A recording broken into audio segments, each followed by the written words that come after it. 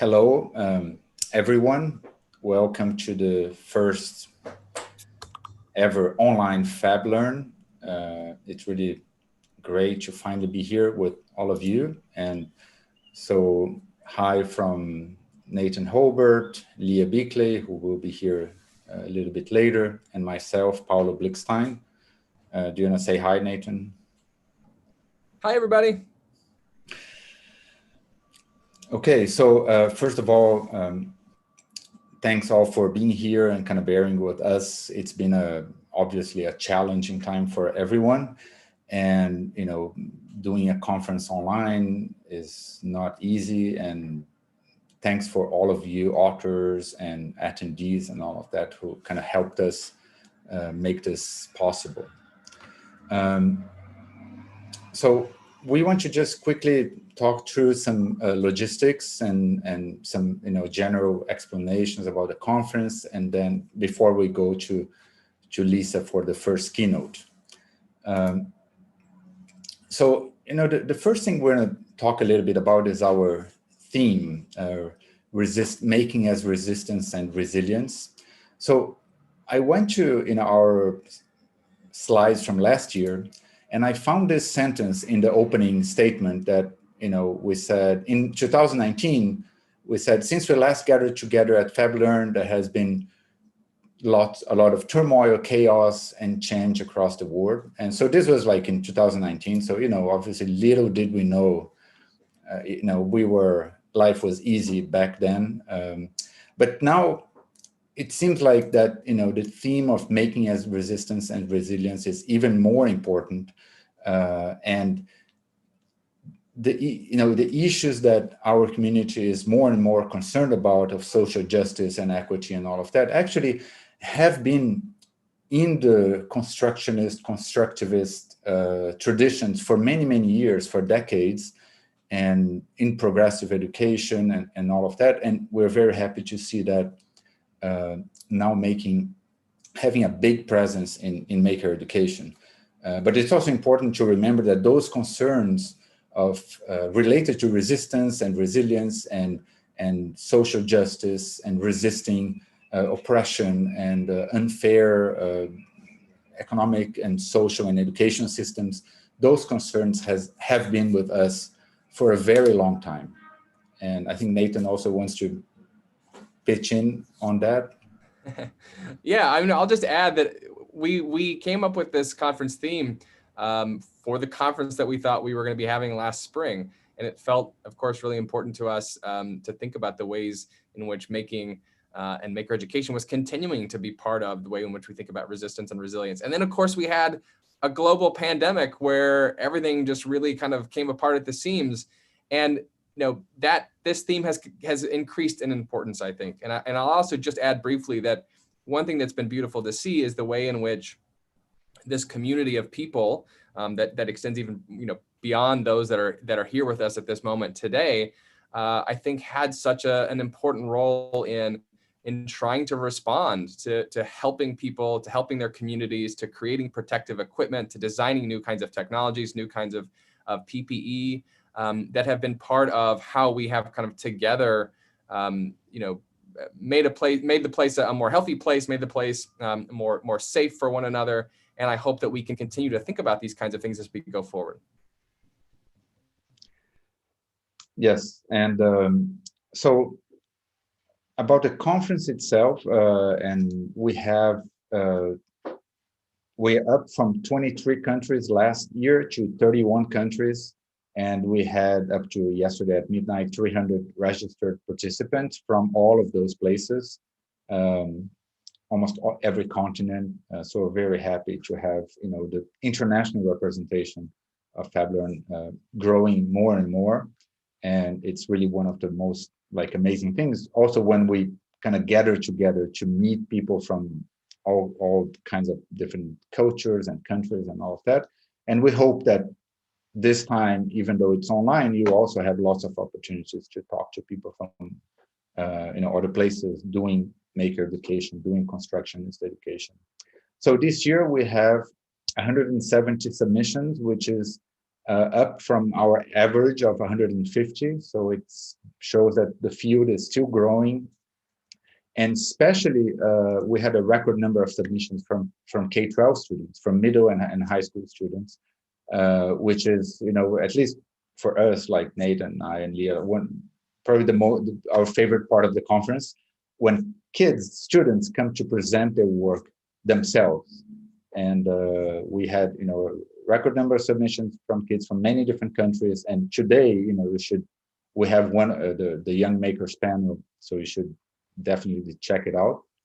And speaking of resistance and resilience, let's talk about social media. So because we are online, even though we are aware of the issues of social media, but let's make sure we kind of tweet and post stuff that you find interesting, using the hashtag FabLearn, so that people can find it.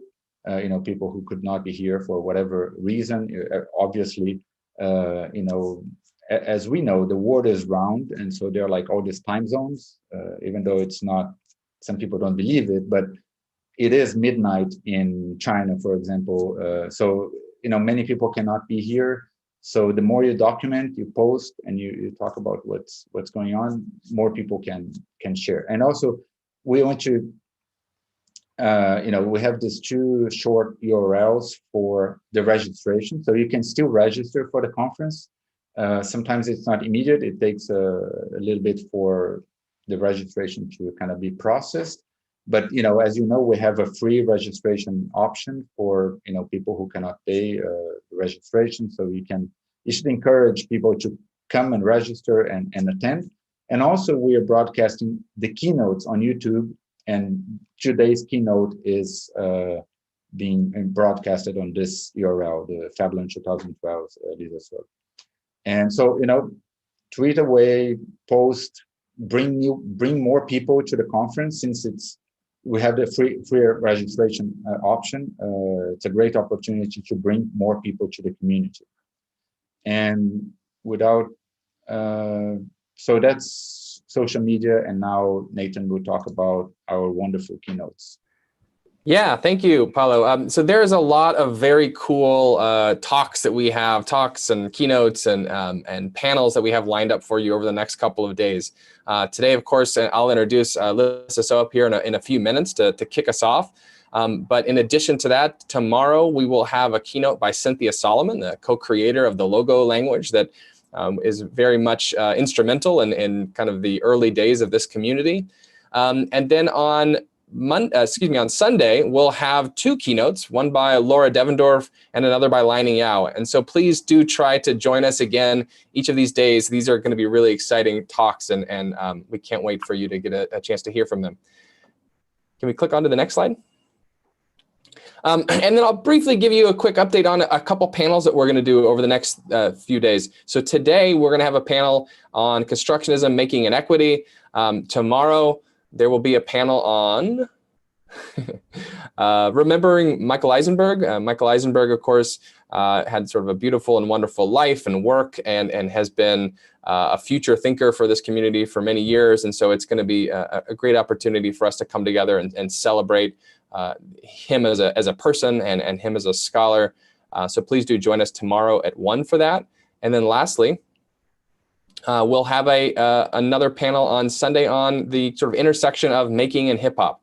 So this should be really exciting and really interesting. So please make sure you join us for that as well.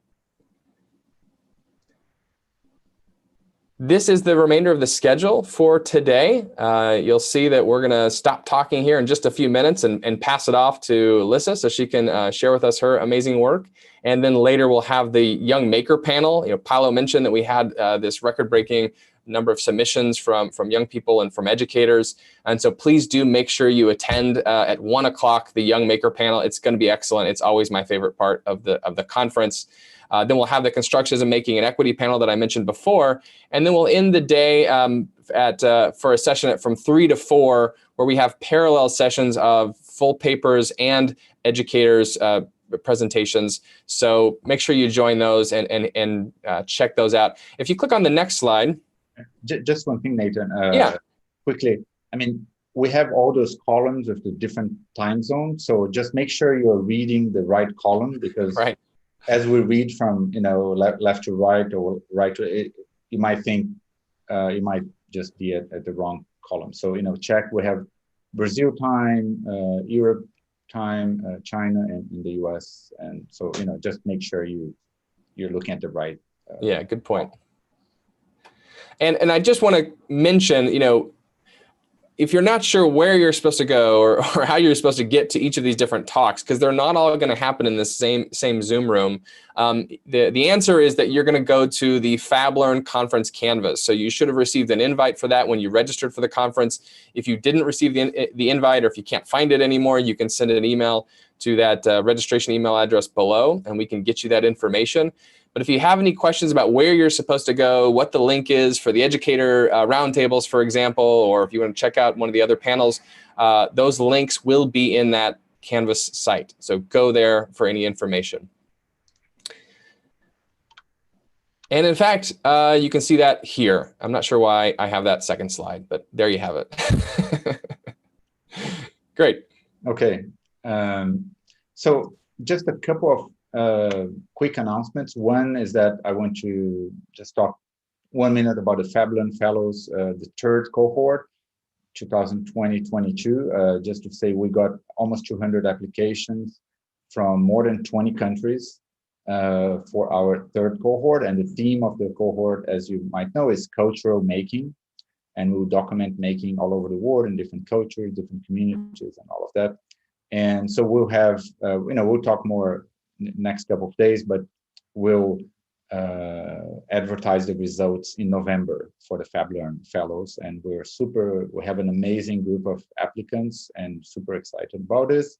And Nathan will talk about another exciting development. Yeah, thank you. We just wanted also to take a quick minute to tell you about a new book that's coming out at the end of this month, a book that's very relevant to the work that you all are doing across the world on maker education. My colleagues Matthew Berlin, Yasmin Kafai, and myself had an opportunity to get together to invite this amazing, excellent group of scholars, educators, designers, and makers from around the world to reflect on how constructionism being this kind of community of people, a set of ideas that really paved the way for the kinds of making and building that we're talking about here today. This book was really an opportunity to invite those scholars to reflect on how constructionism has evolved and how it's continuing to evolve in light of new theories of learning and also new and emerging technologies. So really excited to be able to include chapters from many of the authors that have presented at FabLearn over the years, many of the authors that are here presenting at FabLearn this year. And so if you're interested, go to that URL there at the bottom to check it out. This will give you an opportunity to sort of dig deeper into many of the ideas and the empirical research at the heart of maker education. So it may be interesting to you. And I think, was there something else, Paulo? No, that's it. Okay, great. So without further ado, we want to introduce our first keynote speaker, Lissa Soep. We're so excited to have Lissa here today. Lissa Soep is the executive producer of journalism and founding director of the innovative lab at YR Media. YR Media, many of you may know as formerly called Youth Radio. This is an Oakland-based national network for next generation news and arts. YR stories that Lissa has produced with teen reporters have been recognized with honors including 2 Peabody Awards, 5 Murrow Awards, an Investigative Reporters and Editors Award, 2 Third Coast International Audio Festival Awards, and the Robert F. Kennedy Journalism Award. She got her PhD at Stanford University School of Education, and she's written extensively about digital media and learning, which has been great work that's influenced, I think, many of us probably here today. With Asha Richardson, she founded YR Innovation Lab, a partnership with MIT and Cornell Tech that was among the first community-based initiatives in the US to teach teens to code, and also the first embedded in a newsroom.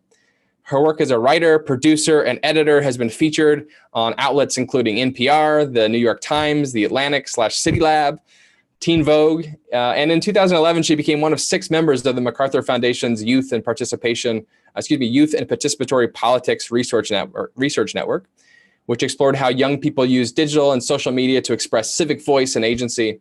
And if for more than 10 years, she's actually served on the board of directors of the United States premier youth poetry organization, Youth Speaks. And she's an advisor to the Civic Imagination Project at the University of Southern California. In addition to all of that, which you can find in various places on the web, I'd just like to say that I've been very influenced by Lissa's work over the years, and I've also had the wonderful opportunity to kind of catch stories when I'm listening to NPR at various times by many of the students that she's worked with over the years, and I always find them to be so beautiful and so interesting and so insightful. So I'm very excited that Lissa was able to join us despite all of the changing scheduling issues, to share with us today the work that she's been doing over the years. So without further ado, Lissa. Thank you so much. I just am like laughing to myself about that picture, because anybody who's comparing that picture to me now, I think it might be 15 years old. I haven't seen that picture in so long. Anyway, I am so thrilled to be here. I'm going to go ahead and share my screen so we get, oh, you know what it's telling me? I can't share while others are sharing. So maybe you can kill that picture and I can take over. Paolo, can you unshare? Oh, here we go. There, now you should be able to do it. Okay, great. So I'm just gonna pull this up and get us going. So yes, I'm so thrilled to be here and so honored to be among the first voices that gets to kick off a conversation that could not be more timely and relevant. And yeah, I only wish that I could see the others gathered in the space, and so thrilled to know that there are so many young people here with us. So I'm hoping that I've left plenty of time so that we can really engage and dig into some of these questions and themes, including resistance and resilience. And I do want to give a special, I don't know if Leah is here, but I do just need to say that I want to give a special shout out to her, because many, many years ago, I was at the Digital Media and Learning Conference and she was presenting her work. And there was this moment when she demoed, and many of you have probably seen this, when you could blow on a piece of paper and the sparkles of the dandelion scattered across the page. And I turned to the person sitting next to me and said, I don't think that I've ever been so close to tears of joy at an academic conference as what I just saw.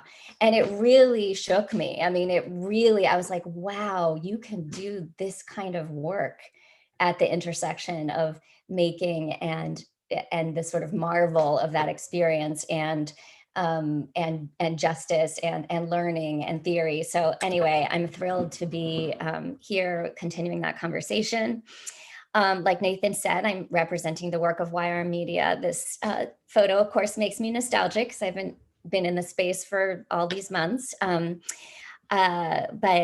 we are, as Nathan queued up for me, a national network for news and arts for, by, and with young people. Our headquarters are in Oakland. Our contributors come from across urban, suburban, and rural America. And as Nathan said, I want to acknowledge also the influence, and you'll hear kind of threads of my work in association with USC, some teams there working on civic media and civic imagination that are going to kind of weave through the remarks that I have to share today. So just to kind of set the stage, what I'm hoping to do in the next 35 minutes or so is share some of the work that happens within YR Media, specifically a division of our organization where we make some pretty cool stuff and in hopefully some interesting ways. So I want to kind of lay out a little bit about our approach, both conceptually and practically speaking, and I'll share some of our process and young people's reflections on that process and some of the products that they've developed in this last period, and hopefully close out with some provocations to connect the work with, as I said, the themes of the conference and the questions that many of us are consumed by these days.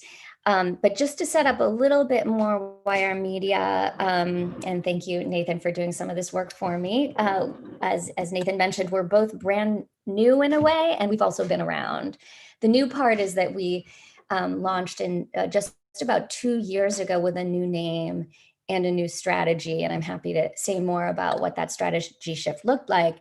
But really, for more than 20 years prior to that shift to YR Media from Youth Radio, We have been out there working with teens and young adults whose voices are missing or misrepresented in media. Youth of color, queer youth, system-engaged youth, young people who are contending with poverty and other unjust and broken systems.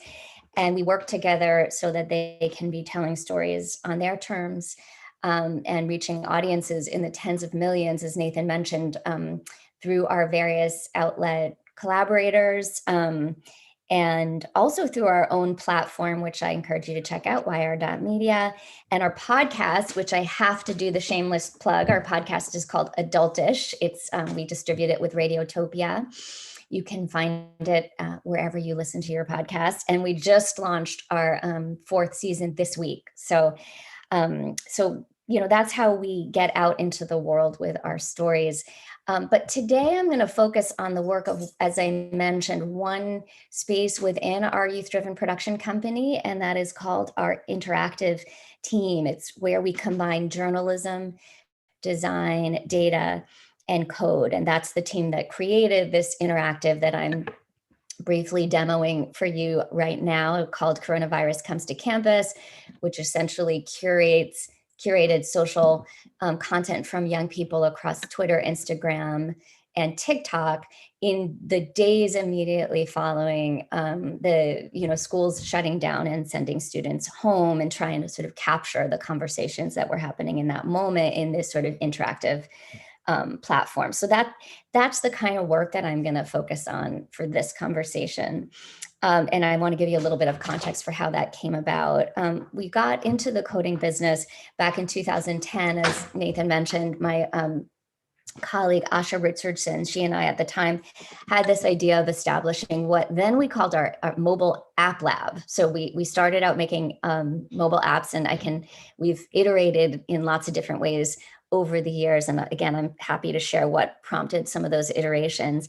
But really was, to my knowledge, the first youth coding program embedded inside a story project, a youth-driven, national newsroom like we have at YR Media. And so there was a lot of potential there, and we sensed that. We also, as journalists and designers and advocates and educators, we, the tricky part was that we knew we had to bring computer science into our production company, but we didn't necessarily know how to do that. So that was where a lot of the effort happened early on. And thankfully, we got support from the National Science Foundation and MacArthur and other funders. And we partnered with several universities to get this work off the ground. Most consistently, MIT, our partners there, as well as UC Berkeley, Cornell Tech.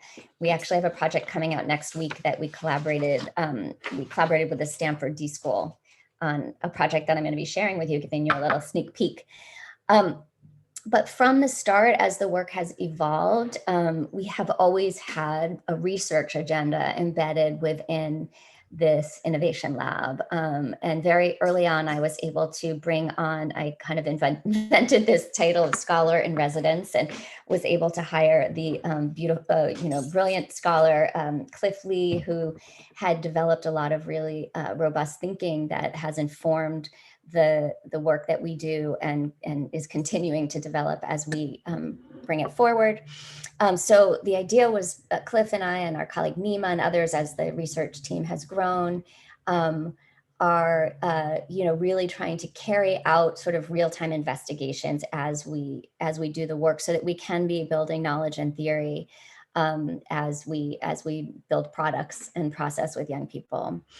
And so fundamentally, as I said, we started out making mobile apps, we've gone through all these various phases, and now where we've really landed is that we create digital experiences that invite our communities to sort of enter the stories that we're telling, so that those stories can come alive in vital ways that can really make a difference. So I want to tell you a little bit about how that process works, and where it very often begins is somewhere like this, which is, well, again, we don't get to do the real whiteboard work currently, but essentially, one of the things that actually is a differentiator for YR Media, as we relate to other sort of youth coding programs, app development programs, software development programs, is that we don't necessarily start with identifying a problem and then coming up with how technology can be a solution to the problem. It's not that that thinking doesn't inform what we do, because it does, but really our starting point very often is more about the story. How do we need to drive new conversations, to unlock new awareness, to create conditions for action through a story we can tell dynamically and interactively? And so what you're seeing on the whiteboard is in the green handwriting, various sort of beats within our newsroom: immigration, justice, tech and AI, mental health. And this is essentially a brainstorm where the young people and their designer and developer colleagues start to come up with different story angles, different ways that we might approach these various themes. And really it's inspired by the work of Henry Jenkins. It's figuring out, by any media necessary, how are we gonna move the dial on this conversation? And sometimes the media should be a podcast episode, should be a radio story, should be a listicle. So, there's all this range of formats that we work in. And sometimes the format that we choose is an interactive. And so as we're continuing to sort of vet different concepts for what we might make, like Coronavirus Comes to Campus, which I showed you at the beginning, we go through a process of asking a series of questions. And I share this only because it's certainly not limited to, to the context that I work in. And it's, I'm sure, connected to a process that's used across the board in this community. So just to be transparent about how we do it, we think about what's the story that we need to tell, what data do we both have access to and or do we need to uncover in order to tell this story in an authentic way? What range of lived experiences do we have within the youth team? And which lived experiences are not currently in the conversation in ways they need to be to inform the making of this narrative? We look at comps. And by that, I mean, other examples that where storytellers are working on similar themes and or, apps that have been developed that are relevant to the topic and or really interesting ways to tell a story. So sometimes we take inspiration, not because the topic is similar to the one that our young people want to delve into, but because there's a really cool feature in how the story unfolds that we want to kind of borrow and sort of bring into the way we tell our story. What conversations are we entering? So taking a look at social media and other places that conversation is registering, so we can be really thoughtful from the beginning about how we're going to come into that conversation, what assets we need to do that, points of view that are and are not represented and that need to be. And then more and more, we're really committing to, from the get-go, thinking about the impact that we seek and what indicators we'll be paying attention to determine whether we're achieving that impact and how we might need to course correct. And then always the question, why now and why us? Why is this content timely? And why are we the group that needs to approach it? And if there's somebody or some perspective missing in the group, how can we fill that out so we bring the most to the story? So I want to just spend a moment on the more conceptual side of what we do to kind of put the practical work in context.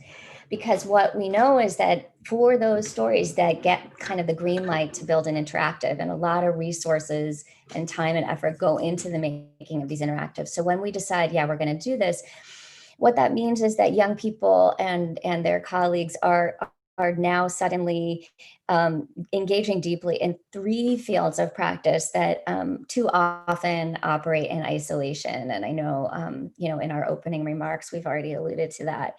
I just want to say a word about words, not to get too into the weeds, but you see that I've titled this slide Critical Computational Expression, but that looks more definitive than I mean it to be. Cliff Lee, as I mentioned, developed this framework for critical computational literacy is how Cliff talks about it. And it's, as I said, been like a guiding framework in our activities. We're just now kind of playing with this idea that we need to expand the model and to account for expression in a deeper way. So we may or may not end up with Cliff and I have to talk about how we want to kind of roll this out into the world, but again, in the spirit of, being open and sharing, even as things are developing.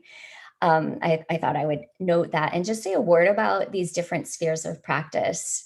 So starting with computational thinking, as I said, this was not necessarily a part of how we operated as a youth media kind of journalism and arts organization until we started the interactive team and started to get into these thought processes that enable humans to make stuff and solve problems with and like computers. So now we're working with young people on modeling, on pattern recognition, on algorithms, abstraction, iteration, etc. So a lot of deep work happening within computational thinking and data science, which we'll talk about as I lay out this work. And we approach these activities as the opposite of neutral and disembodied.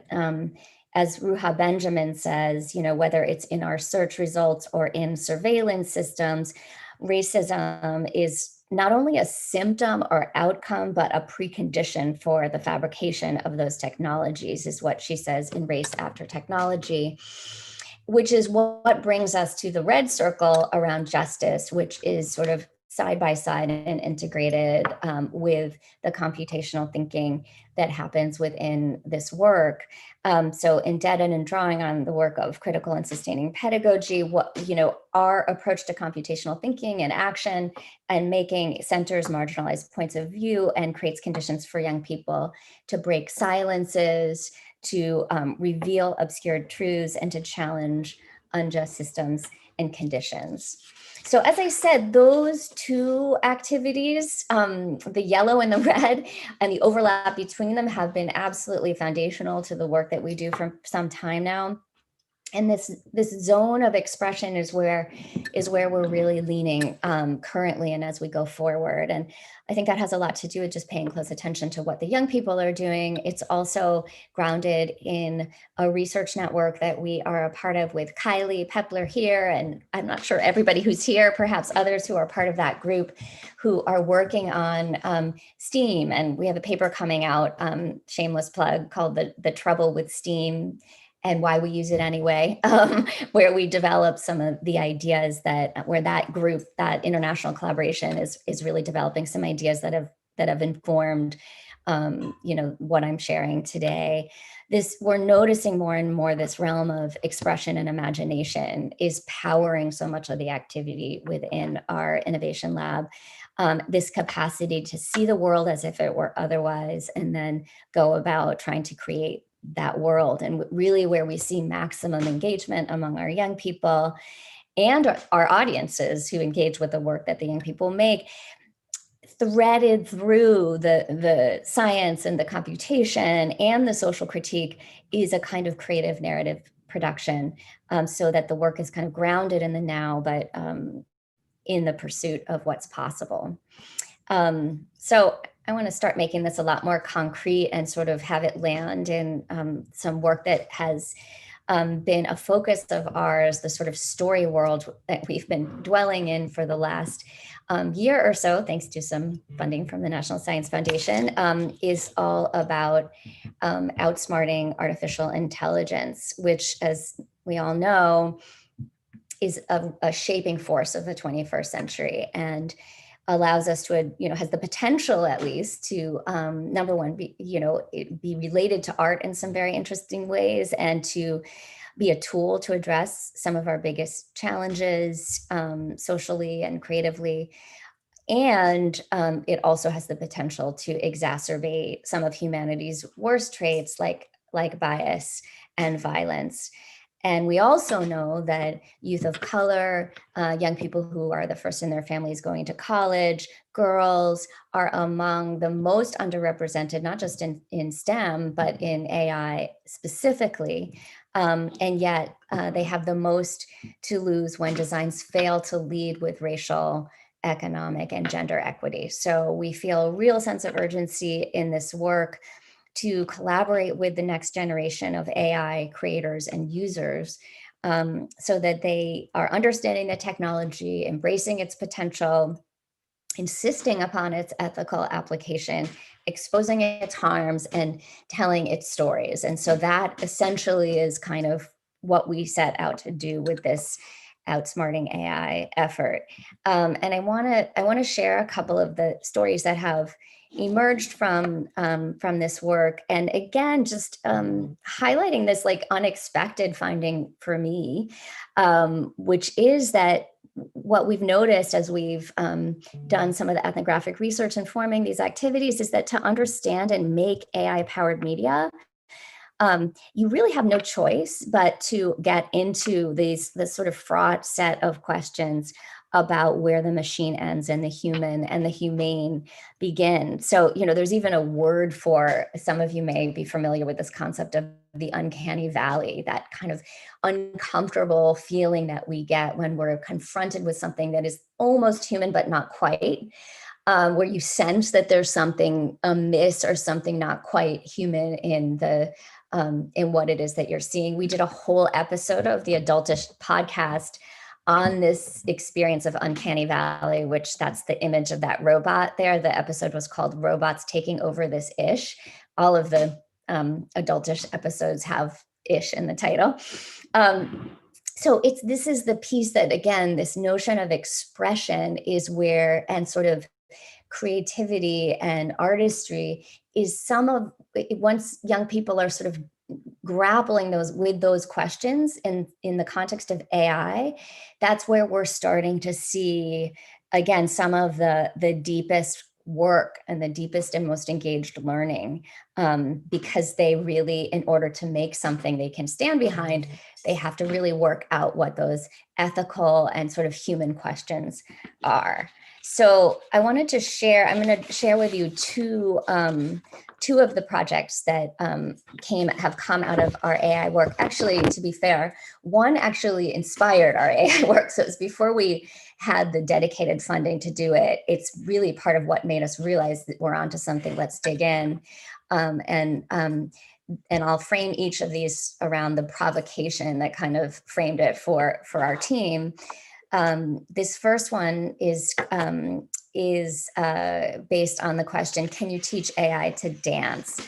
So what I mean by that is, at the time that we were working on this project, Asha Richardson, whom I mentioned, my co-founder of our innovation lab, presented the young people on our team with a surprising piece of information about a platform that they, and many of us, use every day, Spotify.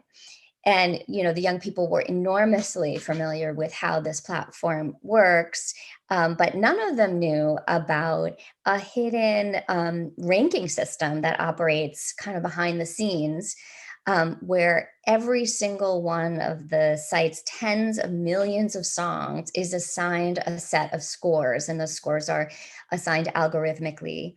And one of those scores or ratings is danceability. So every song gets a number that says how danceable the platform considers that song to be. So as you can imagine, this is a highly provocative kind of realization and revelation. And so the young people, when they caught wind of this, S talks about immediately the instinct is to start experimenting, to go onto Spotify, start listening to songs, guessing what the platform will say the danceability score is, and then the young people being shocked compared to what they think the score should be. And then that went to us wanting to create a website and interactive about the difference between the two different ratings of the songs.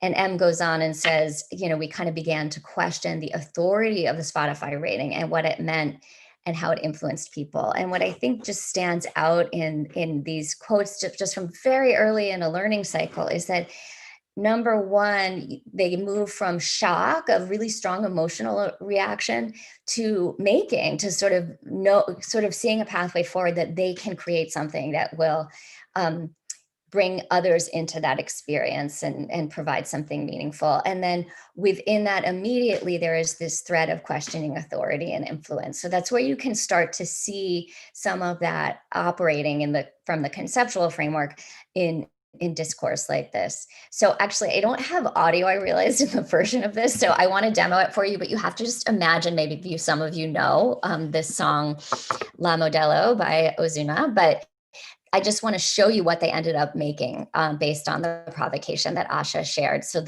what happens is you play the song, so imagine it's playing, and then you move your slider over and give it a rating, and you see all the GIFs sort of illustrate the rating and compare it to what Spotify ratings is. Sorry, this moves so quickly, but one more. So you say, okay, this song is about 5 on danceability. Here's what I thought, here's what Spotify thought. And then at the end, you can see a rundown comparing all of your scores to Spotify's scores. That went really fast. I can slow down and tell you more in more detail if that flew by. But essentially, that's how the user experience works. That's how you would encounter the interactive if you found it online. And then before and after the actual interactive experience, there's a whole lot of storytelling that establishes, wait, how does AI actually work? What you don't see is what's happening behind the scenes. So this is a spreadsheet. You saw that those GIFs were used so that while you're picking the number that corresponds to the danceability score that you want to, kind of assign the song compared to Spotify's, you got a GIF that sort of brought that number alive. And this is the spreadsheet that we had to develop so that young people could come up with and essentially nominate, should it be Rihanna, should it be Jay-Z, should it be SpongeBob, who represents, how danceable the song is. So you can see all the computational data science learning that's happening here, as well as these questions of expression that sort of powered this interactive design. And really, when we talk to the young people afterwards, I'm sorry, I can't move. I don't know how to move our photos from the screen. So hopefully you can see this quote that, this issue of the GIFs turned out to be when one of us asked the young people in reflection, did you feel that your voices were evident in the finished product, your personal voices? And they said yes, in the GIFs in particular. And we asked, were they more meaningful than the number? And S was saying, yeah, because just the slider without the GIFs, it's kind of hard to rate something. I feel like the GIFs add an extra touch, so you know exactly what R4 means instead of just having a number there. And then M elaborates and says, you got to choose all the GIFs, also all the ideas, the slider, where the buttons were placed came from somebody, because we each started to design our own thing and compiled all the best ideas into one thing.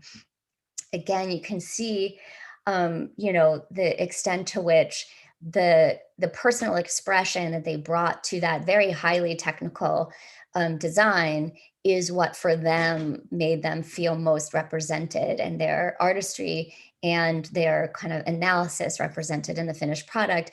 And there's also within M's comment something that I think all of us see as we get into this work with young people, which is it just lifts the veil on the fact that every design decision that they encounter as users, beyond when they're making their own media, there's somebody, it came from somebody. And that's such a powerful kind of realization once you become a maker of this kind of media. So briefly, because I know I just have a couple minutes left, the second project I wanted to share with you is the one that I mentioned. We did some collaborating with Stanford D School on this one. The question is, what does it take to erase your face? So this is a project that is all about facial recognition, and it was partly inspired. I'm going to share briefly. I'll stop talking for a second so you can hear the voice of Deb Raji, who's one of the developers that our young people interviewed as part of our work in AI and machine learning. At this stage in AI development, we have an opportunity to really push for thoughtfulness when we develop these systems. So Deb is one of the researchers with Joy Walamwini and others who has really highlighted the racial bias in facial recognition, facial detection systems. And so when we talked to Deb and others in a series that we developed called Movers and Shakers, which is actually, we ended up calling it In the Black Mirror, what AI teaches about race, art, and the apocalypse, I think is the story that is the title that we ran with. But in any case, where the young people went with this aspect of machine learning, the facial recognition side, was inspired and grounded in, this is where, again, those comps become important, where they took a look at how artists are using creative techniques to dodge facial recognition using hair extensions, makeup, fashion choices. And so what the young people created is what we call Erase Your Face. And I'm gonna, again, this is gonna go super fast, but the first thing that we did is we created a simulation of what it would take to essentially trick a facial recognition system. So you can see my colleague here, V, who's used construction paper, masking tape, there were stickers to actually obscure parts of her face and then run it through this system that tells you the extent to which the technology can or cannot recognize who she is, right? So it's a very embodied, sort of playful way to experiment with facial recognition. And then they created, and again, this is going to go super fast, but they created a drawing tool where you can actually physically draw over a face. The face itself is, and all of the array of faces that you can choose from when you play with this tool are themselves created through artificial intelligence, because we didn't want to create a tool that forced people to upload photos of themselves when that's the very thing we're trying to point to as potentially problematic. And then it essentially does the same thing you saw on the prior slide, where when you hit submit, it will tell you whether the system can or cannot recognize the face that you've chosen.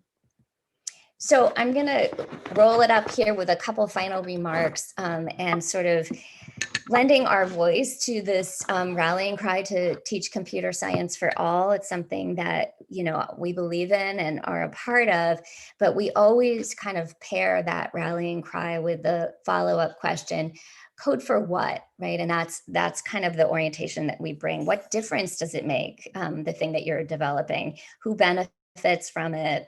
How is it being made? Who's harmed? And how do we know how close we're getting to any of those impact goals that we seek? So how do we frame our work in the context of liberatory technologies? You know, this is a t-shirt that I saw at a recent conference that I attended, and I make apps that change the world. And again, it's a kind of mantra that, or what do you call it, a tagline that I think many of us can identify with. You know, maybe we don't make apps, but we make e-textiles, or we make circuits, or, you know, whatever we make, a lot of us want to think about that work as changing the world. And where I'm at with this effort, and what I'm really trying to hold myself to and our work to, is to be as specific as we can about how we connect to in the framework of this conference, to resistance and resilience. So in our case, how do we take these vital stories and investigations and turn them into interactive experiences that can transform public understanding and create conditions for action? And, you know, within the field of journalism, we couldn't feel more urgency about this this work as the, you know, journalists are being framed as enemies of the state. And we know that without a free press, democracy doesn't function. So we are so dedicated to sort of connecting the journalism to the coding, to the imagination in ways that tell those necessary stories. And so we, you know, this question of code for what, which is also the title of a book Cliff and I are working on. You know, it's not just a rhetorical question, but we actually go through and try to answer that question, you know, so we're coding for insight, for those aha moments where you can see something in a new way that really defies maybe your assumptions and expectations. We code for, as I've said a lot about just now, we code for expression, for opportunities to put the self and meaning out into the world in remarkable ways. We code for accountability, so calling out people and institutions in power who are operating in misleading or contradictory or harmful ways. We code for justice, to be able to move from just exposing somebody to a story to like creating conditions for action. And we code for joy because Lord knows we all need it. Thank you. I want to make sure that I did this in such a way that we could open up for questions. So what is the end of how much more time do we have? Well, we have 10 more minutes. Okay. But yeah, so Lissa, thank you so much for this wonderful presentation. It's so timely and so inspiring. And I think, we have some amazing comments here about it. And so to give, as much time as possible for questions, I'll read some of the questions and give you some time to reply. So first there was a comment here that say, there was a mention about something. There was a comment saying such a great example to review this subjectivity hidden in the nature of objective, neutral technological solutions. So just a comment without a question. And then there is a question from Fabio Campos from NYU, New York University, saying, Lissa, hello. How do you reconcile civic imagination and criticality? In others, how might we ensure that experiences that deal with imagined/alternative realities are based on a critique of the current state of things? Yeah, Fabio, I ask myself that question all the time. I ask Henry and Sangeeta that question all the time, my colleagues at the Civic Imagination Lab, and Gabe and others who've been developing that framework.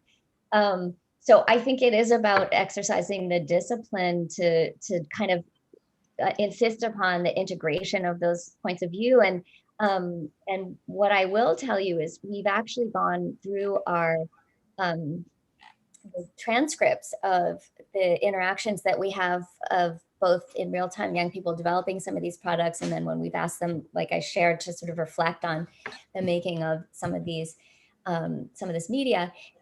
What I will say is you can see evidence, and we're like developing a coding scheme even from a research point of view, where those points of view, the criticality and the imagination, are coexisting even in the kind of logics that young people are applying to the work. So I think if there's a kind of redundant expectation that anytime that we go too far into the imagination space, we're sort of raising those questions of where we are now and what we're up against. And similarly, when we go deep into the criticality, how do we create opportunities for expression that point a way forward? So I would say that tension is exactly one that I grapple with too. And this would be a moment where I would love to hear from others on how they're approaching that question.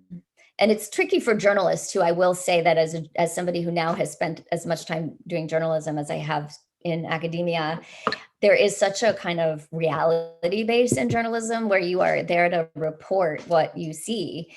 So I think we have to kind of adapt and come up with specific ways to be inspired by civic imagination and civic media that is true to the pursuit of truth telling. That is what journalism is about.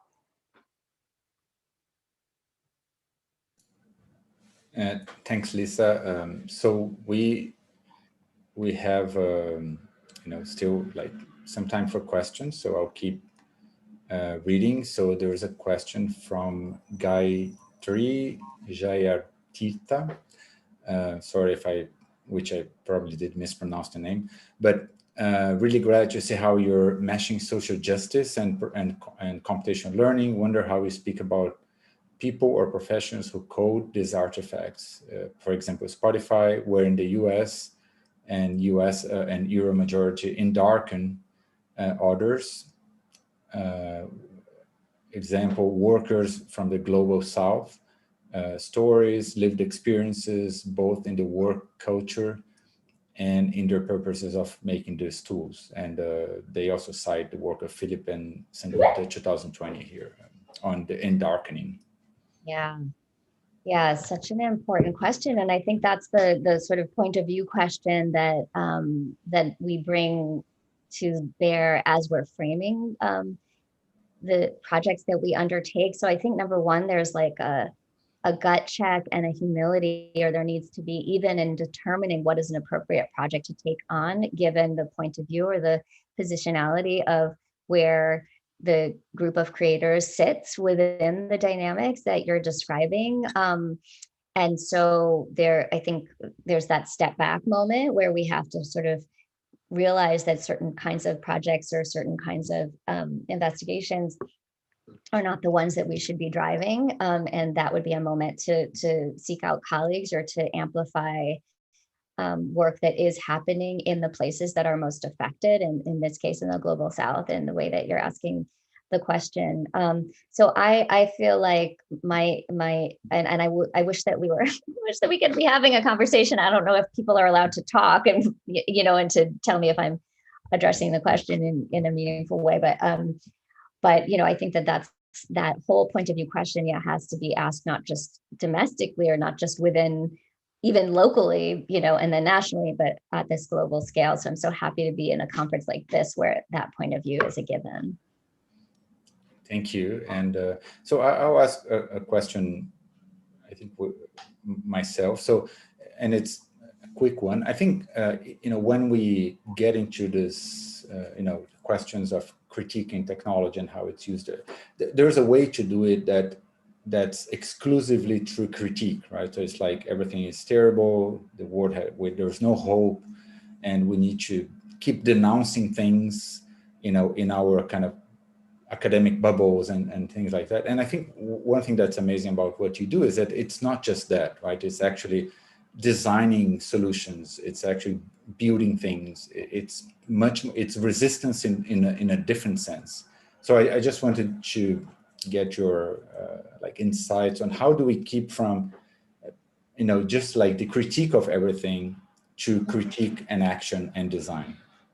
Yeah, I mean, I think that's what we saw, right? When S was responding to Asha's, just all she had to do was point to the fact that, hey, guess what? Every song you're listening to has a danceability score.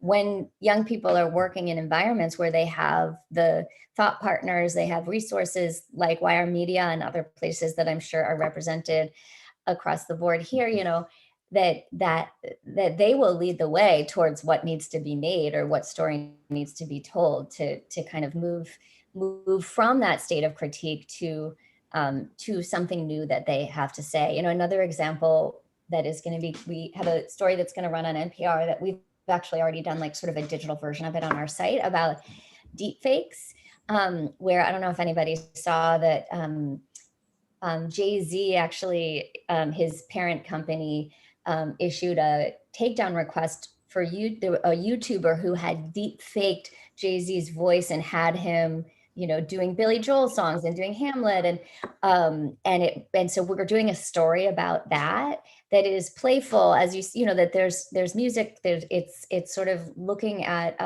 how machine learning is sort of showing up in the creative spaces where young people live and produce.